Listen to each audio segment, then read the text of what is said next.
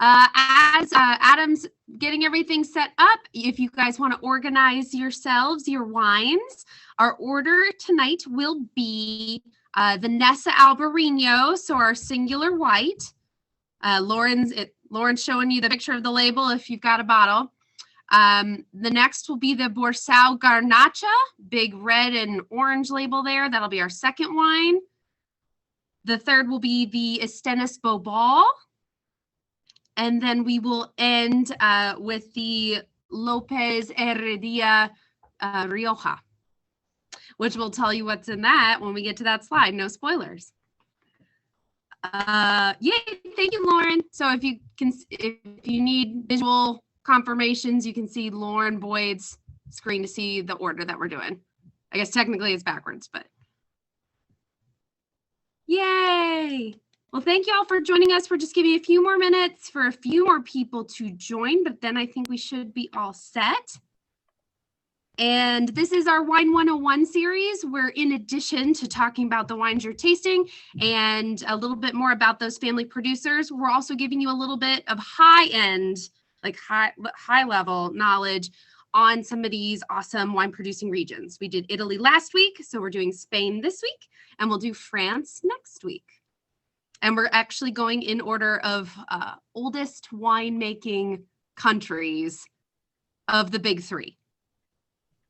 Hopefully we'll get into Georgia, Croatia, and those guys later in the year. We'll see. We'll Stay see. tuned. We'll see. Thank you, Aaliyah. Hi, everybody. Happy Wednesday. I hope you're all having an amazing week so far. And thanks for joining us on Hump Day to taste some awesome wines. Continuing our Wine 101 series, we're going to get that you may come across in your wine journey. We love Spain. It's such a fun region. You know, my heart is with Italy. I have to say, I mentioned that last week. If I could only choose one country in the world to drink from for the rest of my life, it would definitely be Italy. But Spain is right up there as well. And honestly, all the great wine producing regions have some amazing producers in them right now doing some awesome stuff. So there's a lot of reason to get excited about all of these countries. And we're always looking for new wines from these countries. So if you want to learn about a particular country, a great way to do that is the Zoom tastings, obviously. But then coming back into Fermented and saying, hey, what do you have new from Italy? Stay with the same country for a month and see how many different wines you can drink from one country. Stick with France for a month, stick with Spain for a month, and just explore the different regions, explore the different varietals and the different producers that we have coming from them. Happy birthday to Alex. Is that correct? Happy birthday, Alex. We're happy that you're celebrating it with us, drinking some wine. Love it. All right, so where are we time-wise? We've got about 7:05. I'm going to go ahead and get us started, and if we have some late joiners, we'll have some late joiners. So again, happy Wednesday. Welcome to Spain 101, the Zoom. Aaliyah, thank you for another amazing slide deck. And let's get into some wine. So this is our table of contents. We're going to drink some wine. We're going to talk about some fun facts. And we're going to get to know this country of Spain. Some beautiful pictures over here. You know, I have to confess, I've never been to France. I've never been to Italy, and I've never been to Spain. And I am itching to go to all three of them. They're beautiful. They're amazing. Most of my wine country experience has been stateside. Spent a lot of time in California and a little bit in Oregon and Washington, a little bit in Texas, and now here in Georgia. But I can't wait to go to the beginning of it all. And if you look at these, I mean, there's vines here that are 100, 150, 200 years old in some of these regions. And then as we'll see, the stories go back so far and there's so much history and so much beauty. But let's get started with some wine and then we'll get into some more facts. So if you don't have it in your glass already, pour yourself a little bit of the Nessa Albarino. And I'm not going to be able to roll my R's quite as good as Aaliyah did. And Aaliyah and Lauren, as always, feel free to jump in at any point in time with insights that I may forget or your own personal takes on all of these wines. So Albarino, from Rias Baixas. We're up in northwest Spain, way over here in the corner on the ocean, and very, very wet climate. This area sees a lot of rainfall, and it's very, very difficult to grow grapes in this region because it is so wet. So there's problems with mold, there's problems with grapes ripening on time, there's all kinds of difficulties in growing wines on this region. Very, very steep hillsides that are difficult to manually harvest. But for those that are willing to put in the work and the dedication and the patience to grow these grapes, the Albarino grape can be absolutely beautiful. And this is where it's from, and this is where it shines its best if you ask most people in the industry and around Albarino. So Albarino is a really, really cool grape. Oh, what'd I do? Sorry, user error. Albarino is a really, really cool grape, and from this region, and very unique. It really isn't like a lot of other grapes. You know, there are interchangeable grapes, if you will. There are grapes that taste like this grape, and there are grapes that taste like that grape. Albarino is one of those that really is in kind of a standalone category for the most part. There aren't a lot of grapes that taste like Albarino, and it's just a beautiful, well-balanced, great white wine. So this is 100% Albarino, and that is the name of the grape. If it's new to you, just like Chardonnay is the name of a grape, just like Pinot Grigio is the name of the grape, Albarino is the name of this particular grape that they're making the wine with. And this is the Nessa family. So this Albarino is sustainably farmed. It is hand harvested, and that's important in the traditional winemaking practices, collecting grapes by hand instead of machines. 25 plus year old vines going into this bottle, so they've had some time to mature a little bit. The older the vine is, the more complex the finished wine will be. The younger the vine, the more vigor and the more production you'll get out of it, but the grapes won't be quite as complex and have the same depth of character as older vines do. And that's why we talk a lot about the vine age on these tastings, because it definitely translates to the finished juice in the product. Hand sorted at the winery, fermented in stainless steel for 20 days at very low temperature, and aged for 3 months on fine lees in that stainless steel tank. So lees, if you haven't been on these before, are the dead yeast cells and other particles that are kind of left over in the winemaking practice and process. So the skins have already been taken off of the juice. It's fermented. It's finished undergoing its fermentation, and now it's just resting in the stainless steel tanks. The reason that they leave the little bit of dead yeast cells and the little bit of leftover products of grape matter that don't come out in the first pull of all the skins is because they want the wine to have a little bit more complexity and a little bit more depth and a little bit more mouthfeel. So just like if you leave the tea bag in your tea a little bit longer, it's going to be stronger and it's going to be a richer flavor. If you leave the lees and those solids in the wines for an extended period of time, it's going to give the wine more richness and more complexity and more depth. It's utilized a lot in white wine production. We've had several white wines on our Zoom tastings that have been aged sur lie.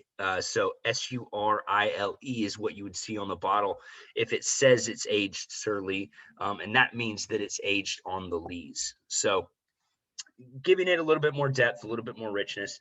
Pairing wise, sushi, fish, crab, chicken, turkey, ceviche, oysters, mussels, clams. We've got quite a list in it, and it really is very, very food friendly. Also great with a charcuterie board. I'm going to get in this real quick. And Lauren, Aaliyah, anything to add on Nessa? Well, I know one thing, excuse me, about Albarino, specifically the grape in this region of Rias Baixas. 99% of the wines produced out of this specific region are white. And of those white wines, 96% are Albarino. So when Adam says that this is where Albarino's done, this is where Albarino's done. You also see Albarino in Portugal, northern Portugal, since they're right there under one another. And it will have a slight spelling variation. Instead of your Nye, you'll see an H after the N, and then they throw a V in there for some fun. But it is technically the same grape. Lauren? This is one of those wines I feel like is really dangerous because it keeps making your mouth water. So you keep going back for more because of that acid, and it would be easy to drink the whole bottle pretty quickly. Yeah, it is. And I think we might all be able to attest to that happening at least once in the last year or so. This is also a bottle, very, very small production, as most of the wines are. We'll get into one that's a little bit larger production in the next slide. And we do have some larger production family-owned wines as well. But this is one of the ones that will run out of stock from time to time. We don't always have it in the room. And it's beautiful when we have it. We miss it when we don't. And then it always ends up coming back around.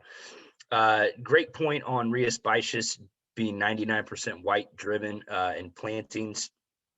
One thing I want to mention flavor profile wise on this wine, one of the telltale hallmarks of Albarino to me is that little bit of floral that you get with that beautiful citrus fruit. So this has so much depth and complexity. Lauren mentioned the acid. You also get that floral component. You get that lime zest, lemon zest, orange peel all in there in that citrus flavor profile. And I get a little bit of tarragon on the back as well. I think it's either tarragon or lemongrass, and I can't figure out which one it is. There's so much going on here. The bouquet is incredible. The aroma. We haven't gone over this lately, but we've got some new people on the tasting today. So I just want to hit real quick, proper wine tasting method. Always look at your wine, always smell your wine, get a really, really big whiff in there.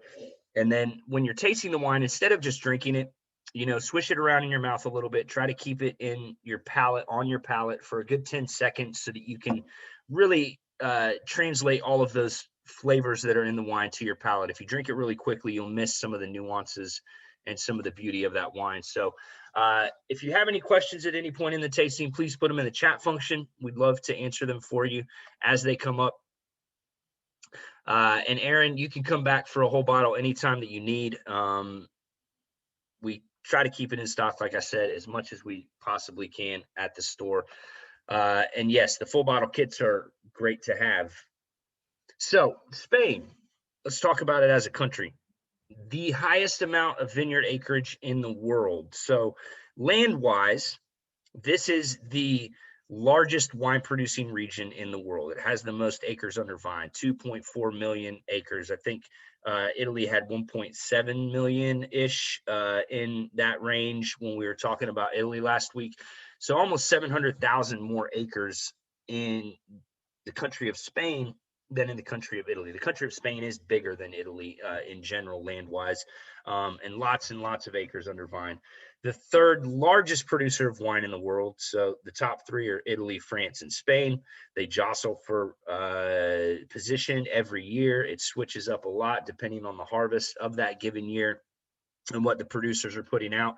And it makes sense that the three original modern wine producing regions in the world would produce the most wine in the world. The US sees, I think, about 2/3 of the Spanish production into foreign markets, not just into the US. I misread that slide and put my own spin on it. But 2/3 of wine's production goes elsewhere. And a lot of it comes to the United States. And we're starting to see more and more really cool, fun Spanish producers, grapes, varietals, blends, and there's a lot of fun stuff going on in Spain. There's a great natural wine movement going on in Spain right now, and we have a lot of those producers in from time to time. And as is happening a lot in countries all over the world, the young generation of winemakers are coming up and starting to make their mark and starting to make some really incredible wines. 400 different varietals planted throughout Spain. Not quite as many as Italy, but still that's a whole lot of wine. And Aaliyah just mentioned that Spain is the top organic producing wine region in the world as well. But even though 400 grape varietals are planted in Spain, 88% come from the top 20 plantings of grape varietals. And when we say varietal, it simply means the name of the grape, if you haven't heard that term before. So a lot of history, a lot of rich winemaking tradition, dating all the way back to 4000 BC. That's a long time ago. Well, and can I clarify? The reason Yes. that they know that is because archaeologists have found grape pips. So the little pips that are inside your grape, I don't know where they found them, but they have found fossilized grape pips in Spain. And that's how they can date grape cultivation back that far, which is really cool. That is like really cool. Nerding out, really cool. Yeah, it is awesome. It's amazing how they find this stuff. You know, the stuff they found in Georgia with the carbon dating, the pips that they found here. It's really cool what archaeologists can find and piece together to put history together for us. And it is a total geek out moment. And then, as in most of the world, the Phoenicians and the Romans had a huge influence in the transfer of vines.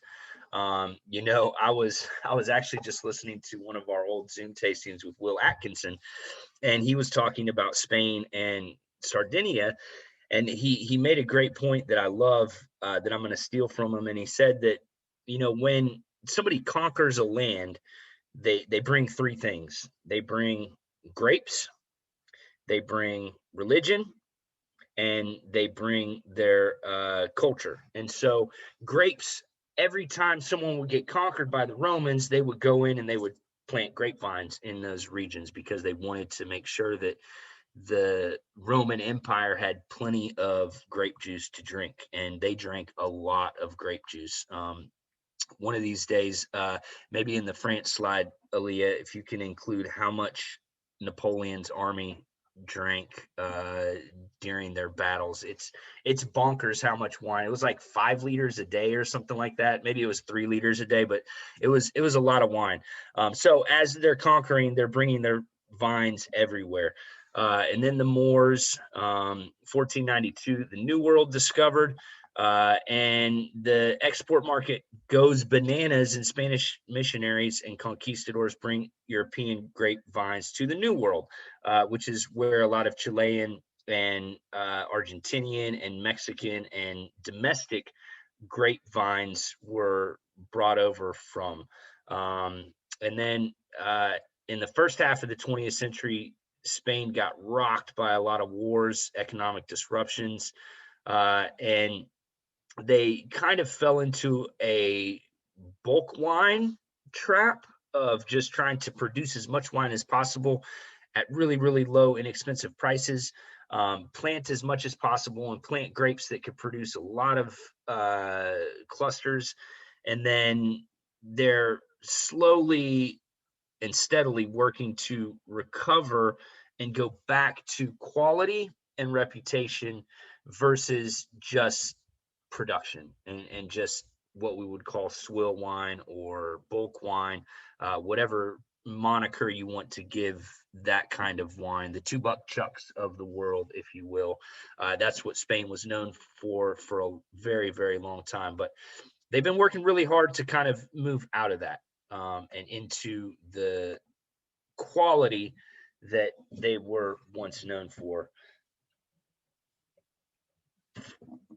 All right, finish up your Nessa if you haven't already. Again, if you have any questions, I know we're covering a lot and we're going through it pretty quickly. Let us know and we will answer those questions as we get to them. So, Aragon. We are in northern Spain for this first wine. This is the Borsal Garnacha. And that is going to be our number 2 wine. And Garnacha is a really cool grape. Grenache and Garnacha are the exact same thing. And then to make it even more confusing, other parts around the world call Garnacha different things, called Cannonau in Sardinia. And so as Aaliyah was mentioning with Albarino and Alvarinho, a lot of these grapes are known by different names throughout the world, but they're the exact same grape or the exact same DNA, parent grape, very similar qualities. And Garnacha is known as warm climate Pinot Noir. There is a tiny bit of Tempranillo in this blend, but we don't know exactly how much, so we didn't put it on there. Borsao is a really cool story. It was started as a co-op in the 50s in the Campo de Borja region. So if we go back here, Aragon is the large region that this covers, and then Campo de Borja is the actual DOC or DO. I can't remember if it's a DO or a DOC on this one. But Campo de Borja is going to be right here. Yes, Aaliyah? Dio. Have that answer. Dio, thank you. Campo de Borja is going to be right here in the Aragon region. And this was started as a co-op in the 50s. So what happened back then, and what happens still a lot of times, a bunch of farmers who own a little bit of land and produce a little bit of grapes, but don't make it on their own into wine, they will bring their grapes together and make a cooperative wine, hence the word co-op. So they all bring their grapes together, they put it into the fermenter, and they all make wine together for their families, for their friends, and also to sell. So that's how this was started, and it honestly is one of the best values on the market for red wine. We have a lot of great under 15 wines on our shelf. We've had this one since we opened up the store, and a wine writer once wrote that this was the greatest value for red wine in the world. That was a few years ago. I don't know if I'd say it's the greatest, but it's one of the best values for the money in the market for a traditional Spanish wine. Grape sourced from multiple vineyard parcels, co-ops. It's no longer a co-op. It was started as a co-op, but it's no longer a co-op. It is sourced from multiple vineyard parcels now, all ranging in age 15 to 25 years. The grapes are fermented separately, so they ferment the Garnacha separate from the little bit of Tempranillo that does go into this blend in stainless steel for 10 to 12 days after a 1 to 2 day maceration. Maceration is when the skins sit in the juice of the fermenting wine. And the longer the maceration, the darker the color. So if you look at this wine, you'll notice it's not a really dark color. We actually sell this a lot to our Pinot Noir drinkers on the value wall. We don't have a Pinot Noir under $15 currently on the shelf. And so this is what we will steer a lot of the Pinot Noir drinkers to. And as I mentioned at the beginning, Garnacha is known as warm weather Pinot. So they share a lot of similar characteristics. And depending on the style of Garnacha, if you don't macerate it extendedly and you don't pick it super late, it's going to be a lighter, more elegant style of red wine. Casual food, I love that. That's a great category of food. So your comfort food, snacks, this can go great with. Is this the one that we did with Cheez-Its? I can't remember. I think this one does go really, really well with Cheez-Its. And those are fun pairings to do, you know, when you're sitting at home late at night and you're just snacking, grab some wine, drink it with the food, and see how those kind of things go. It's fun. Food pairings don't have to be hoity-toity. They don't have to be in a fine dining setting. You can practice and play with food pairings anywhere. Veggies, grilled veggies, especially this is great with mushroom, pasta and rice, chicken, red meat,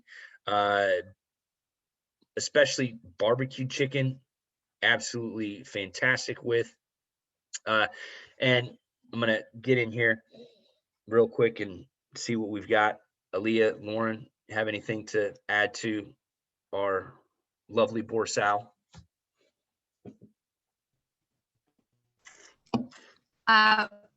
One, going back to the the region specifically in Campo de Borja, if I read what I read correctly, the 96% of the vines specific to Bodegas Borsal, which is quite an extensive holding at this point. I think they had over 3,000 acres worth of land.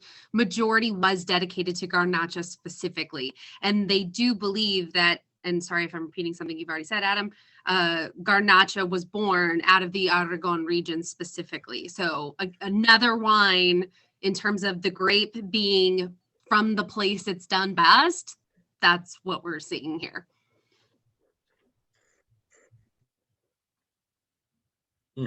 That's yummy. I haven't had that in a few months. You get some really beautiful sweet red cherry, a little bit of spice, a little bit of earth, a little bit of something I can't put my finger on. I think violet,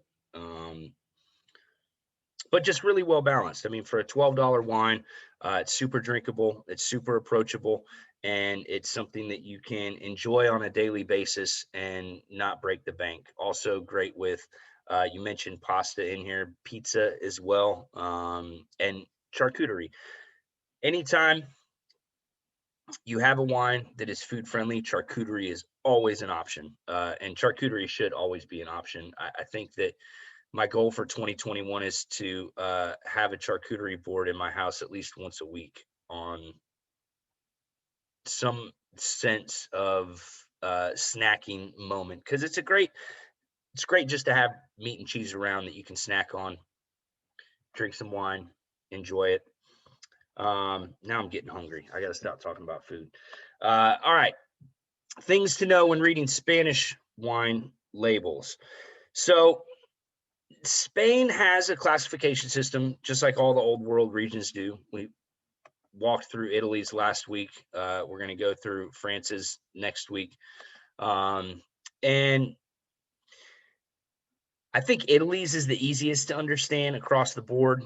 France and Spain get a little kind of all over the place because there's some regions that follow all of them. There's some regions that don't.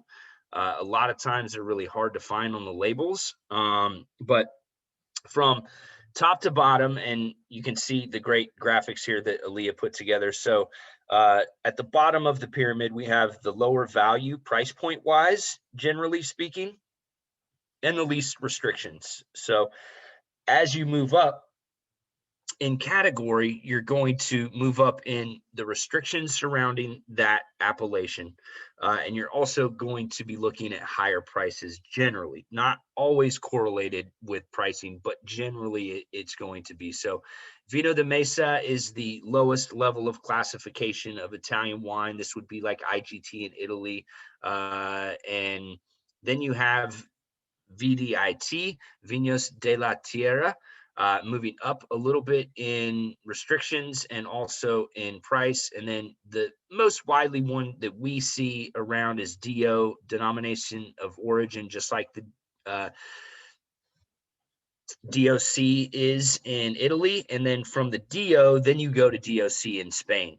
So denomination of origin, Calfacida. So Calfasada, my Spanish is terrible. Calfacada, yeah. I'm going all over the place. And then Vino de Pago as the very highest tier of classification.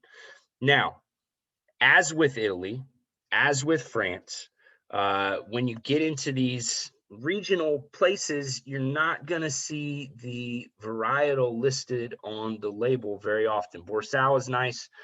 They put the varietal on the label. The Estenis, it has the label or the varietal on the label. But if you see Rioja, if you see Ribera del Duero, if you see a lot of these regional designations, they're not going to tell you what the grape varietal is. So that's where it becomes a little bit more difficult. And that's where you have to have a little bit more knowledge to figure out what it is going to be. So you have to know that Ribera del Duero is always 100% Tempranillo. You have to know that Rioja is going to be a Tempranillo based blend. And so that's where we come in. You know, we're there at the shop to help you navigate through these. And so you should never go anywhere else to buy your wine, because then you have to learn all of these things. And I'm half joking there. No, you shouldn't buy your wine anywhere else. You should always buy your wine at Fermented. And we'll help you decipher the labels, and we'll help you explore some of these really, really fun regions. Now, getting into the next wine, I'm going to finish up my Borsal. Aaliyah, Lauren, as always, if you have anything to add, please feel free to jump in if I missed anything. I'm on track. Good. I got the thumbs up. All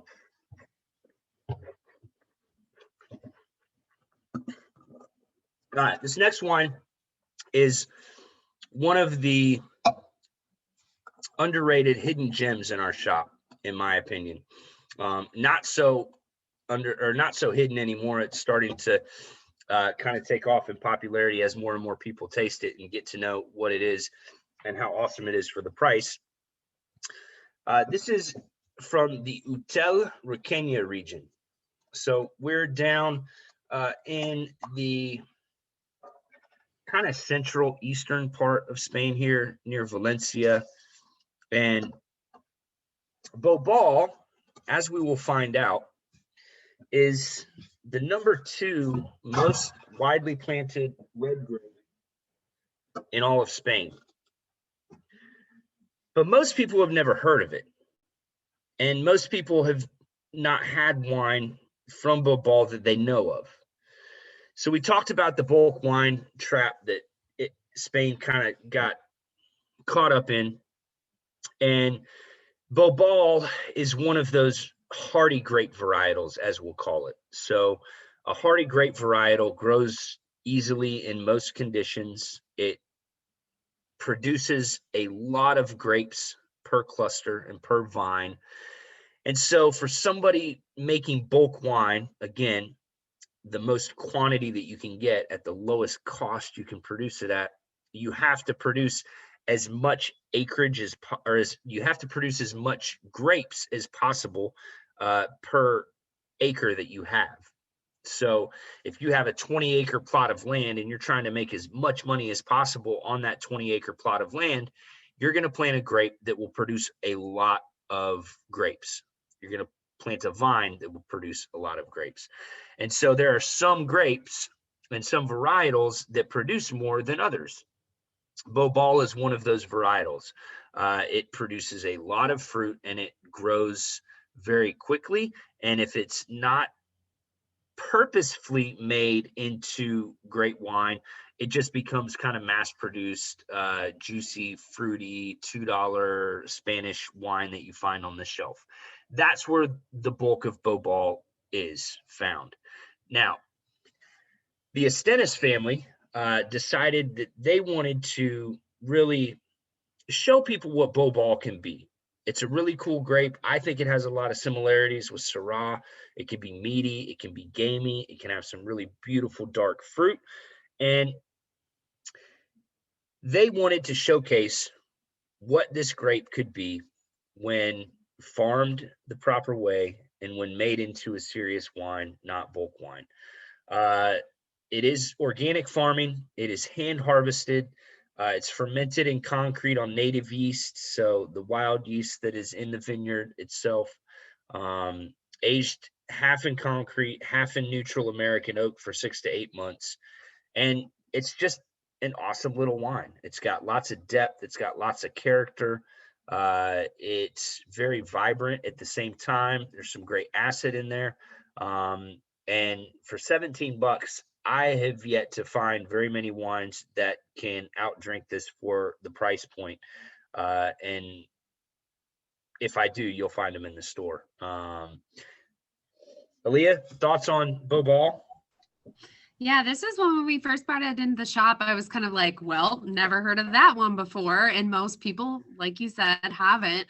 So it's always fun to try something new. And especially for what a workhorse this wine really is. Like, listed just a few things that you could pair with, but it truly is something that is, again, a very versatile wine, just kind of like the Borsal was as well. So just very versatile, very drinkable, very affordable, which matters when you're buying a lot of wine, and a cool story. I know a lot of people are, when they see concrete on the slide, particularly for our newbies out there that are like, what concrete? That's what my road is. Concrete is used in winemaking as well as an alternative to oak or stainless steel. And before stainless steel was developed, that was kind of the neutral vessel. Typically they can be lined on the inside with either plastic or glass if they really don't want even the concrete to impart a mineral flavor or to allow oxygen in. But essentially, it's very well insulated, it's very well temperature controlled, and doesn't need to be mechanized to ensure that your wine is fermenting or aging at the proper temperature. So that's why a winemaker may choose to use concrete, and it's also more affordable than stainless steel for the same process, basically. So in case anybody was curious about the concrete, that's why. And you can see a picture of that. That's the second picture down, is of some of their concrete vessels that they use. All right here. They're really awesome looking. So this wine has an important thing that we need to talk about on the very end of it, and that's tannin. Tannin for red wine is a natural part of the wine. It's found in the grape skins. Some red wines can have tannin. Some red wines can be soft and smooth on the finish. This wine definitely has tannin. It tugs the moisture out of your mouth. It kind of makes you go like that after you're done. You want to drink some water. That's tannin. Some people love it. Some people don't like it. If you don't like it, try it with some food, because it definitely changes when it interacts with food. Tannin is meant to cut through the richness of food and to help the wine bind together with the food when you're doing a pairing. And so tannin is very good for pairing, and tannin is also very good for aging. If you don't like tannin, eat some food or decant it for an extended period of time, and those tannins will soften. I absolutely love this wine. I think it's a perfect balance of tannin, of fruit, of acid. You get a little earth, you get that dark berry fruit, you get just a little bit of that kind of meat quality to it as well, like a jerky quality, and so good. Pair with hard cheeses, Moroccan lamb. Man, this would be so good with lamb. Rabbit, I wish we had some. I want some rabbit paella right now. That is actually one of the hallmark dishes for this wine, is a rabbit paella. Smoked meat, barbecue, pork tacos. I think I'm going to smoke a pork butt this weekend. I need to bring home a bottle of Obal to go along with it. Yeah, just an awesome producer. And again, for $17, really difficult to find anything on the market that drinks like this. A little bit like a Nebbiolo. Yeah, Aaron. So that's that tannin on the back end. You're exactly right. Nebbiolo will have a little bit higher acid, but yeah, a lot of similarities with that finish. And really, you know, there are some grapes that are a higher naturally tannic grape, like Nebbiolo, but really any red grape can be tannic, and it comes down to a lot of how the producer treats it. You can have a Nebbiolo that is soft and smooth on the finish. I hate them. I think it's an abomination to the grape itself.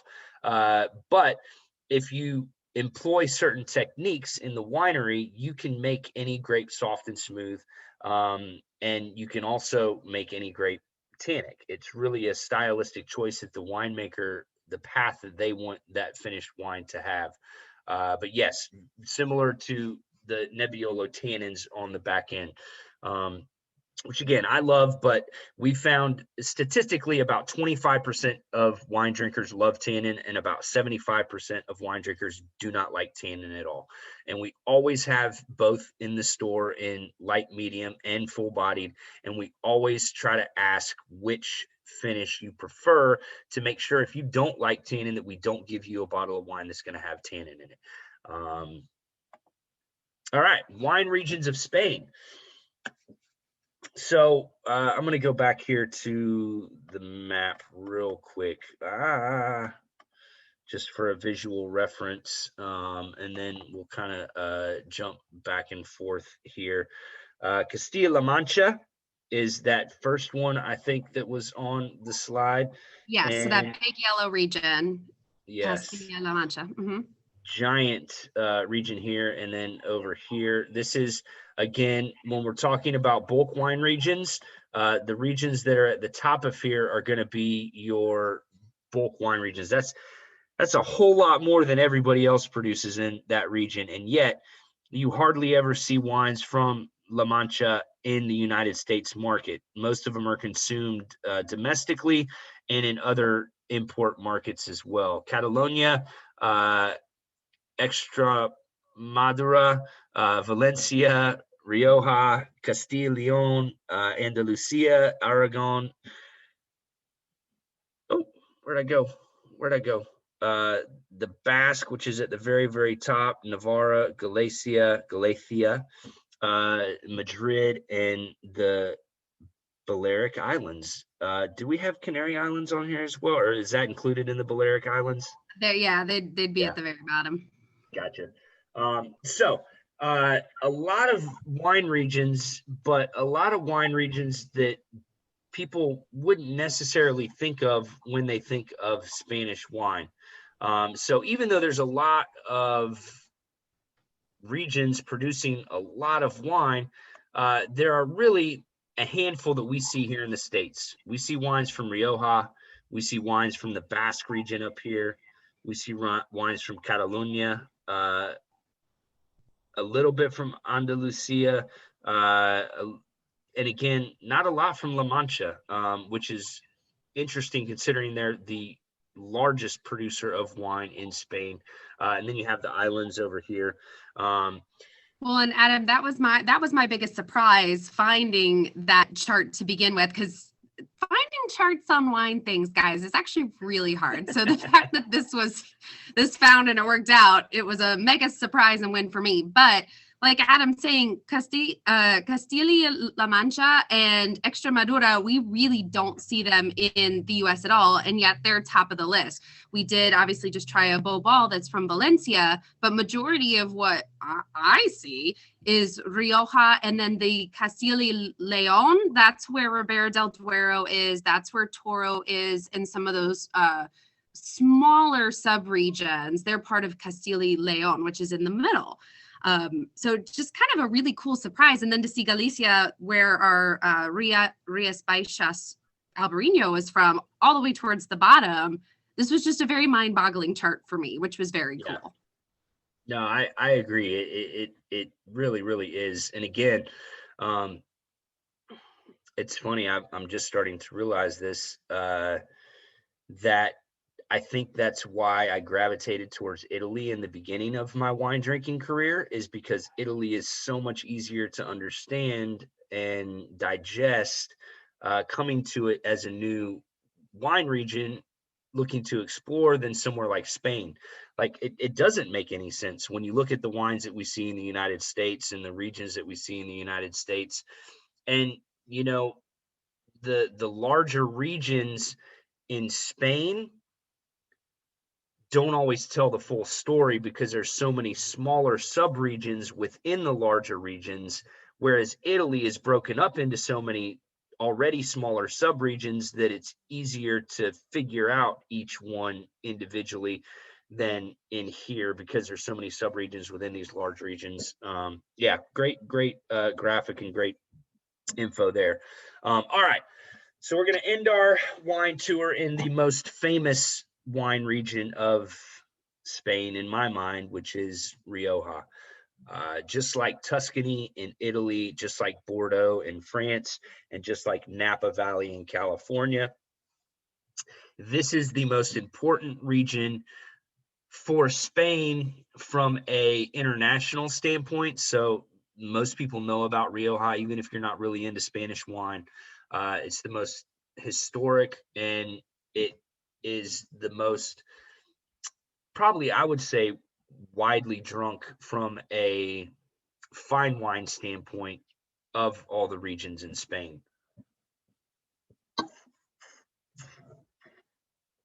All right, where did it go? All right, and we have one of the top producers in Rioja for our tasting, Lopez Heredia. Lopez de la Heredia. Aaliyah, you want to say it with your rolling R for us? There is actually no need for a rolling R because there aren't 2 R's in a row. Oh, dang it. Which one did you do it on? What earlier? a letdown. Oh, I was just showing off. I don't remember. I thought it was that one for some reason. Well, all right. Well, say it because you said it way better than I do, even if there wasn't a rolling R.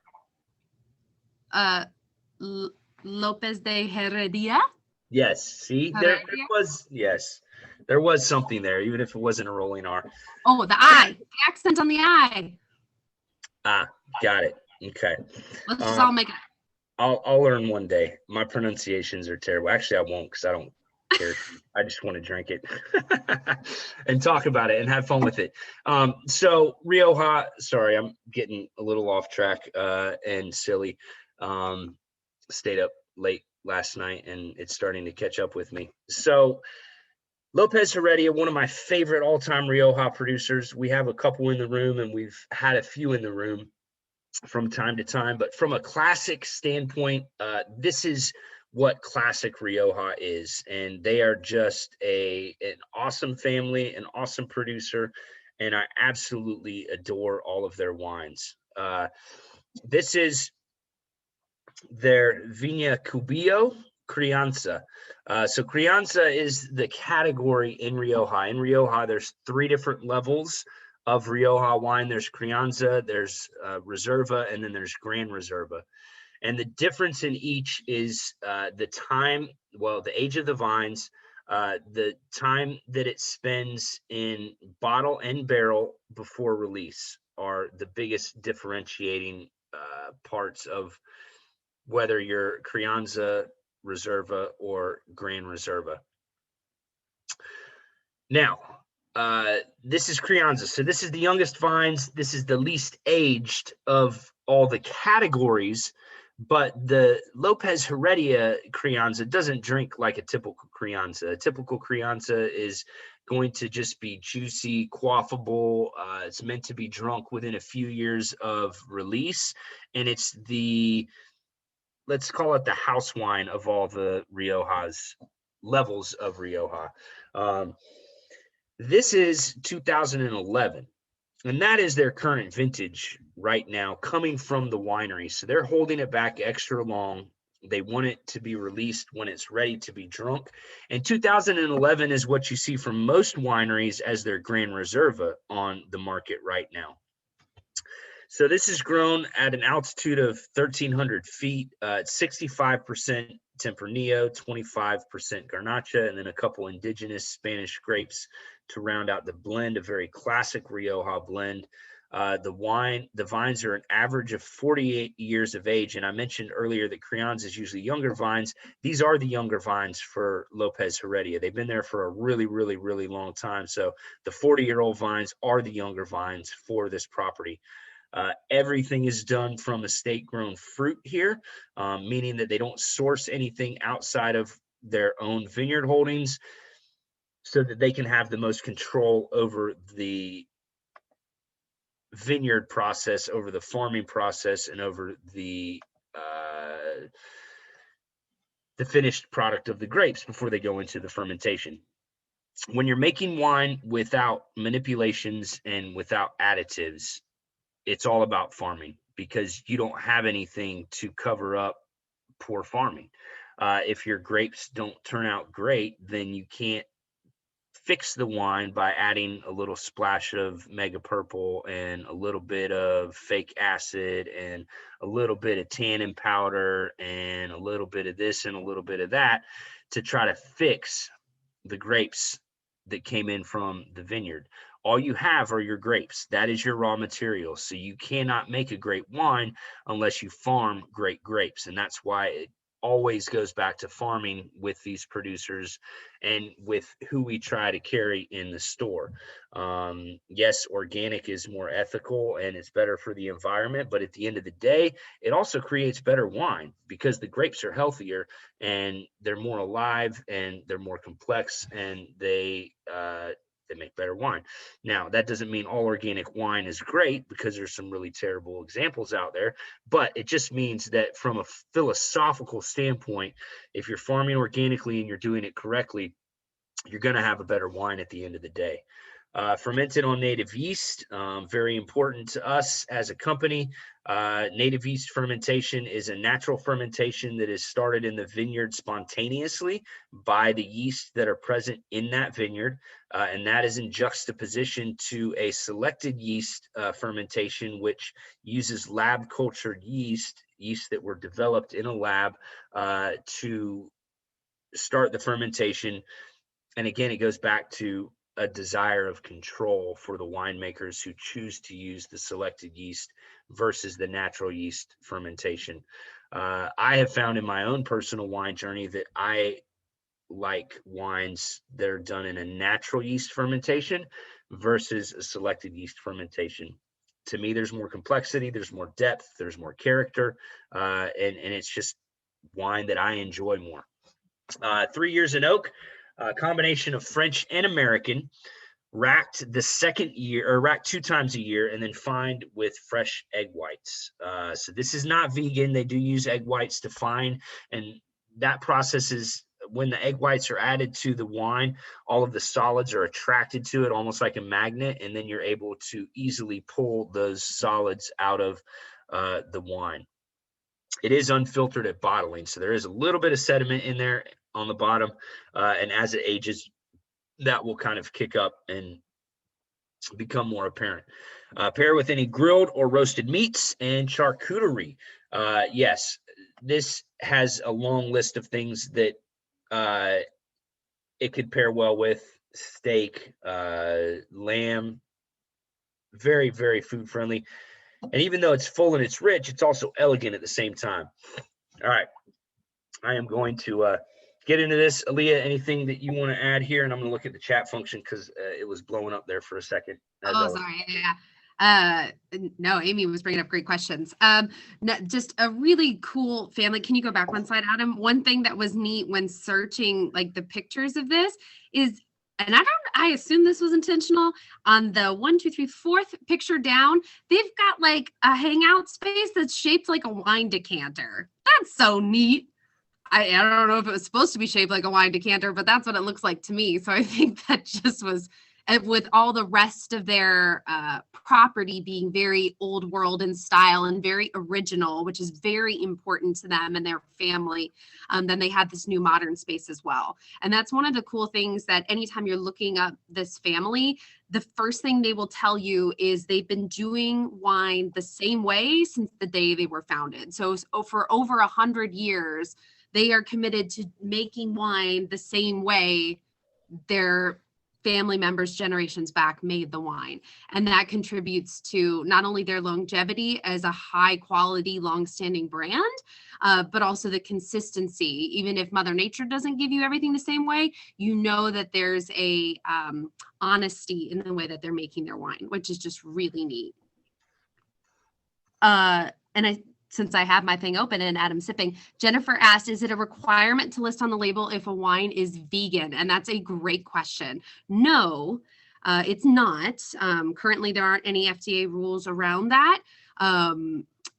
You can tell, unfortunately, the best way to tell right now is to research the wines. There are some wineries that will put a stamp that they're vegan on their back labels specifically, so you can find it if they're willing to tell you. Otherwise, the way you'll know is if you're researching the brand. They'll typically tell you if the wine was fined or filtered. And if you don't want to do that research, again, that's why you come to us. Yes. And there are a lot of wines out there that are not vegan that vegans probably don't realize are not vegan. So if that's something that is important to you, make sure you mention that to us, and we can try to make sure that you're always getting vegan wines, because it isn't listed anywhere on the label, unfortunately. Now, man, that is just deep and rich and so much flavor and complexity. This, again, that's tannin even more than the Bobal had on it. And that's after 9 years of being in the bottle, and it's still got some really intense tannin. So it will continue to age well over time. If you have a cellar and you can throw it down for another 5-10 years, it will continue to get better.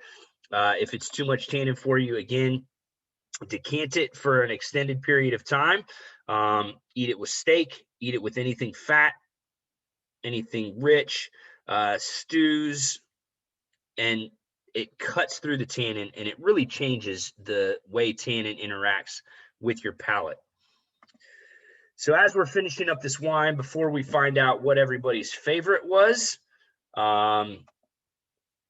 let's look at some of the most widely planted grapes. We've talked about the top 3 red grapes here, which are Tempranillo, Bobal, and Garnacha. There's a bunch of other grapes that are grown in Spain that are really cool as well. And the red varietals, Monastrell comes in at number 4, also known as Mourvedre in other parts of the world. We have 1 or 2 at any given time in the store if you want to explore some Monastrell. Another clone or varietal of Garnacha, Cabernet Sauvignon, we all know and love, Syrah, Merlot, Mencia, and then Mizuela as well for the red varietals. For the white varietals, Macabeo is the second most widely planted white varietal, and the top one I've actually never had or seen in my entire life. I don't even know how to pronounce it. Aiden.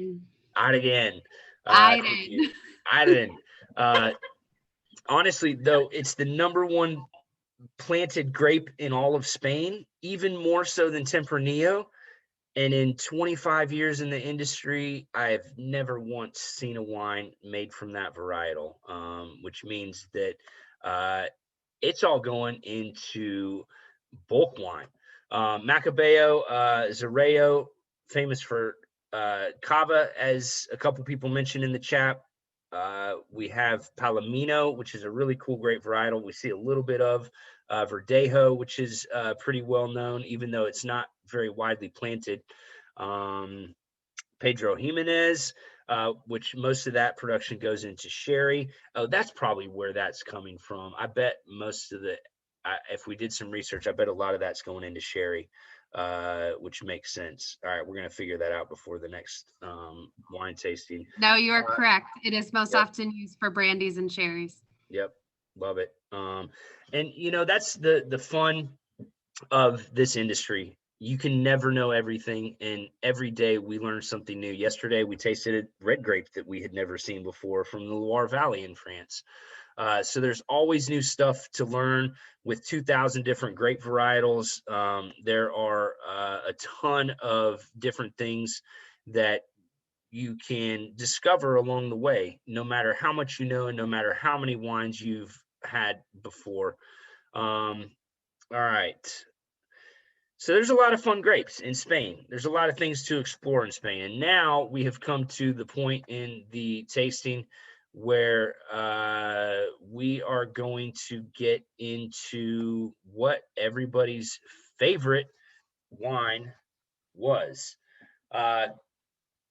So put number 1, 2, 3, or 4 into the chat function, and then we will add up the wines and we will figure out the winner. Lauren and Aaliyah, you have to choose this as well. And it's always tough. Man, it's tough. You know, we wouldn't have these wines in the store if they weren't great, but they're also vastly different. And based on what your favorites are, you know, when you come back into the store, if you've had some of the wines from us before, always tell us your favorites, even if you don't want to go back to that one, because it's going to give us an insight into which other wines in the store you're going to enjoy. We love feedback, good or bad. So you can tell us your favorites and your least favorites. And that will always help us give you better choices and better recommendations. You know, we are like the Netflix search engine.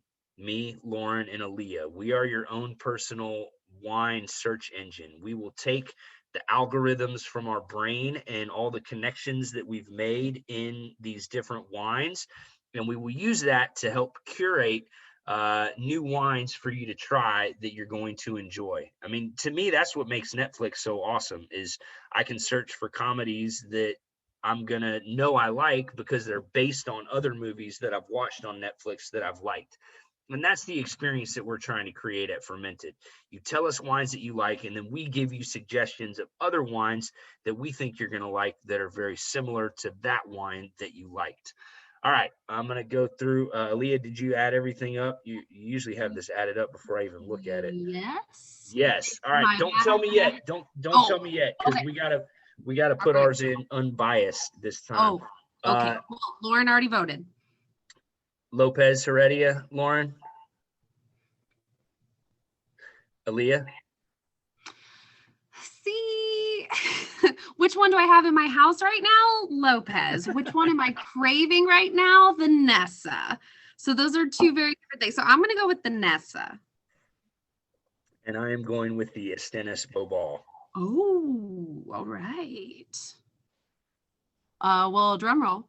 The answer is the Rioja. The Rioja. All right. What came in second? Second was the Nessa. Nice. Third? Or 2 and 3 are tied. Nice. So I think Amy should get extra points if she wants a case. So I love it. I love it. So everybody had a favorite, and all of the wines were represented as favorites in this tasting, which is something that we always see. So even if they all weren't your favorite, hopefully this gave you an idea of what you do enjoy and some new wines to explore from Spain. And again, based on the ones that you enjoyed tonight, when you come back in the store, you can let us know. As always, we do give a 5% discount on any of these wines if you mention the Zoom tasting. If you're a wine club member, you're already getting 10% off. If you're not a wine club member, then you should definitely look into joining wine club, because it's awesome. The 15th of every month, wine club is curated around your tastes. I've got about 45 different flavor profile packages that we put people into based on the wines that they like. And then we try to make sure that you're only getting wines that you're going to enjoy. So if you know you don't like a tannic wine and you tell me you don't like a tannic wine, you're never going to get a tannic wine.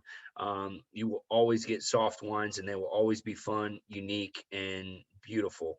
All the prices. Thank you, Steve. You're awesome. So prices for these wines, the Nessa is 21, the Borsal is 12, the Bobal is 17, and the Lopez Heredia is 33. So great prices and a lot of fun wines. Come back, explore more of Spain. We've always got new stuff coming in from there. And until next time, I hope you all have an amazing night. Enjoy the rest of these wines if you still have some left. Enjoy the rest of your week and the rest of your weekend. Thank you so much for hanging out with us on your Wednesday night. Next week will be France 101. If you want to learn a little bit more about France, come on back. After that, California. And then we'll see what February brings. We've got some fun stuff planned that we will announce here pretty soon. And then can you guys believe that after that it's going to be March, and then we're almost back into summer already? I know it's only January, but thinking ahead in the upcoming tastings, things start to move pretty fast. Thank you for your support. Thank you. Hey, you're welcome, everybody. Thank you very much. I always love these. I hope you do too. And then come on back next week, bring some friends, and have some more fun. Oregon will probably be coming up at some point in time, but I can't tell you exactly when, Miss Amy. But we will get back to it. So thanks, everybody. Have an awesome night. Happy Wednesday. Thank you. Happy New Year. Thank you. Thank you. Very Bye, informative. everybody. Thank you. Oh, you're welcome. Thank you all for being here. Okay, see you. Bye. Bye. Right, I can finish that white. Bye. Bye. Keep drinking. Absolutely. I can never figure out how to end this thing. So Amy, let us know what's left. What's she say? Can't hear her. Oh, Oh, Walter woke up. I'm just saying goodbye. There's nothing left that you drink at all. Good night. Good night, All right. everybody. Bye, Walter. Hey, see you guys. Thanks. Yeah, take care. Bye. Yes.